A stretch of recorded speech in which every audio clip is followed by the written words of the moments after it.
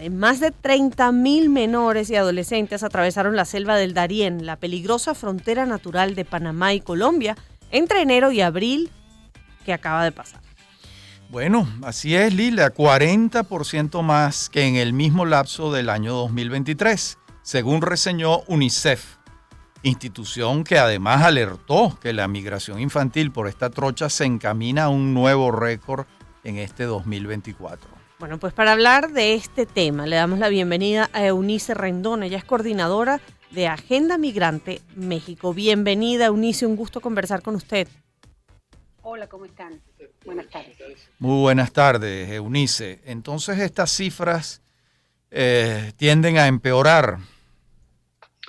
Bueno, la migración de los niños y niñas se ha dado de manera mucho más frecuente a partir de 2014 y ha ido incrementando, es decir, en 2014 se dio mucho el fenómeno, más de 60,000 menores viajaron no acompañados llegando a la frontera con Estados Unidos y en los años subsecuentes, pues cifras similares, bajaba y subía y otra vez en los años de Trump, el segundo, tercer año de Trump, volvió a llegar pues a cifras muy importantes este flujo, ¿no? De menores, repito, con más de 60,000 menores que llegan así. Y después, en los años subsecuentes, esto ha aumentado por varios motivos, pero el principal motivo es que ahora no viaja el migrante solo, sino que son sobre todo unidades familiares. Entonces, ya no solamente es el fenómeno de la niñez migrante no acompañada, que sigue y se ha profundizado y preocupa, sí, pero también todos los niños y niñas que acompañan estas unidades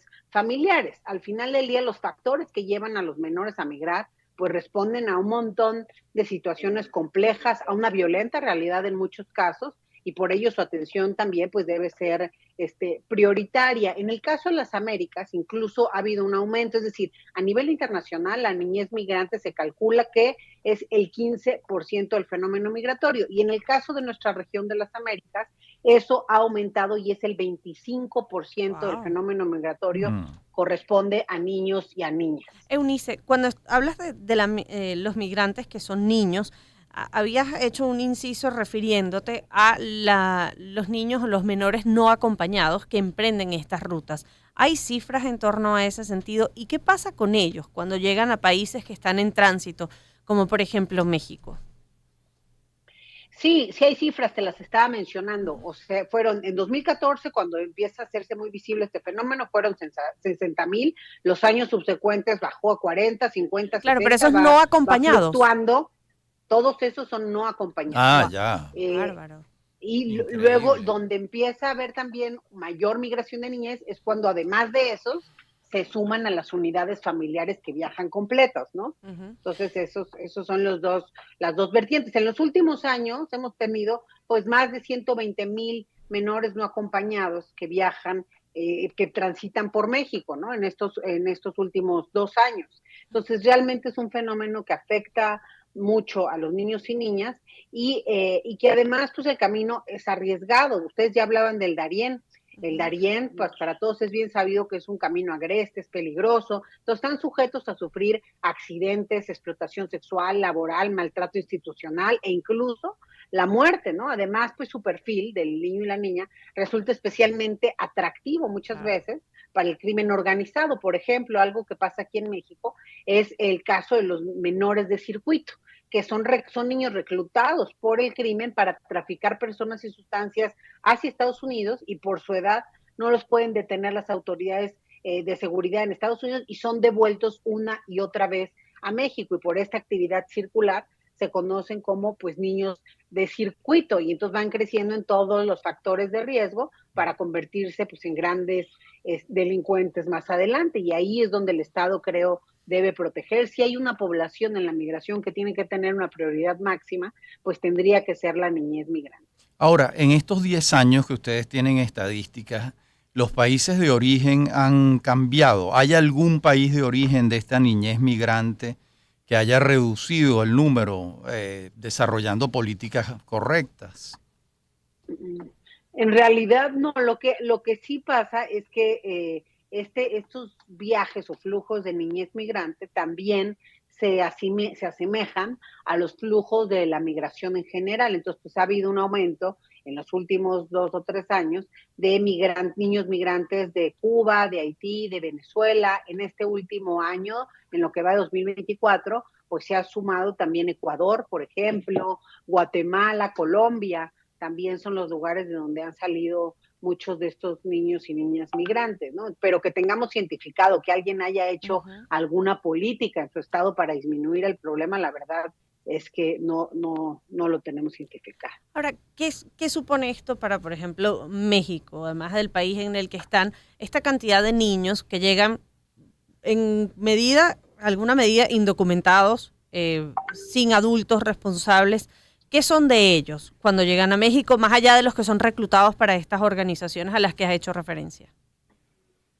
¿Qué pasa con los niños? Claro, ¿qué es de ellos? Si, por ejemplo, no pueden hacer el paso hacia los Estados Unidos, se quedan en situación de indigencia, explotación laboral infantil. Pues mira, hay de todo. Es decir, en México ha cambiado la ley. Se supone que para proteger más esta niñez se prohibió a partir del 2020, por ejemplo, que esta niñez estuviera en las estaciones migratorias. Sin embargo, el DIF, que es la institución que debe encargarse de eso, la verdad es que no ha logrado cabalidad encargarse porque no tienen los recursos, etcétera, y han quedado un poquito en el limbo. Quien se ha encargado más bien de apoyar a esta niñez son organizaciones de la sociedad civil y organismos internacionales, ¿no? Porque, pues como he dicho, la migración de menores ha alcanzado máximos históricos en América Latina y el Caribe. Entonces, pues una vez que entran a territorio mexicano, de por sí, repito, si vienen del Darién y de todos estos lugares peligrosos, bueno, vienen con todos los riesgos. Luego, entrando aquí, también se suman otros riesgos, como ya decíamos, del crimen que cobra a cada rato y que puede ver a estos niños como carne de cañón también para el crimen. Y en México, finalmente se supone que es el DIF que tiene que hacer valer el interés superior de la niñez. Sin embargo, la verdad es que no está todavía pues también esa política, sino que todavía tiene muchos retos. La niñez es el sector además más vulnerable del fenómeno migratorio y pues su experiencia de movilidad está marcada por una adultez precoz, por desarraigo, además de todo lo que ya decíamos, ¿no? Entonces, son más propensos a todo tipo de situaciones complejas y bueno, según lo que hemos visto, datos, por ejemplo, de la organización Plan Internacional México, que saca los últimos datos en 2023, mencionan que 7 de cada 10 niños, niñas, adolescentes y mujeres migrantes perdimos de situaciones ya sea de violencia sexual, trata o explotación. Vale. Wow, bueno, esa cifra es alarmante y dramática. Dramática. Muchísimas gracias a Eunice Rendón, coordinadora de Agenda Migrantes México, por haber conversado con nosotros estos minutos planteando este tema tan delicado. Bueno, muchas gracias. Y nosotros vamos a escuchar música de éxitos.